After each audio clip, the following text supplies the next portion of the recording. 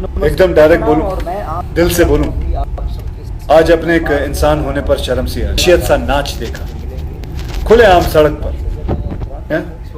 उसे देखकर पता नहीं आप लोगों को कैसा लगा, बाय गॉड, लेकिन मेरा खून खौल उठा। एक बेटी का बाप हूं और ना भी होता तो शायद यही कहता कि जो समाज अपनी औरतों को इज्जत नहीं दे सकता उसे अपने आप को इंसानी समाज कहने का कोई हक नहीं है। और सबसे ज्यादा शर्म की बात पता क्या है, कुछ लोग राह चलते किसी लड़की की हैरेसमेंट को भी जस्टिफाई करने की औकात रखते हैं।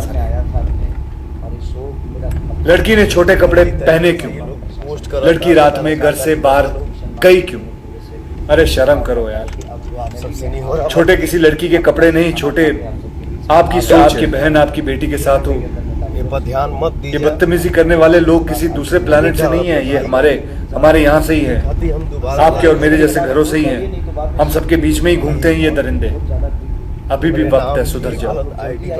याद रखना, जिस दिन इस देश की बेटी ने पलट के जवाब दिया ना, अगर तुम्हारी अकल ठिकाने आ जाएगी। अकल ठिकाने नहीं, सुधरोगे तो बात भूल जाओ, सीधा ऊपर सिधार जाओ।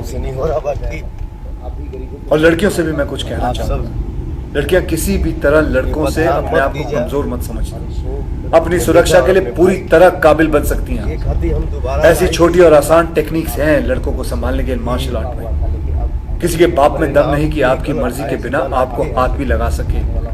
आपको डरना नहीं है, आप किसी से कम नहीं है, बस अलर्ट रहो, सेल्फ डिफेंस सीखो। और हाँ, अगली बार आपके कपड़ों पे आपको कोई ज्ञान देने की कोशिश करे ना, तो उसे कहना कि अपनी एडवाइस को अपने पास रखें and mind your own business. Thank you, जय हिंद। अपने बेटा और अपने भाई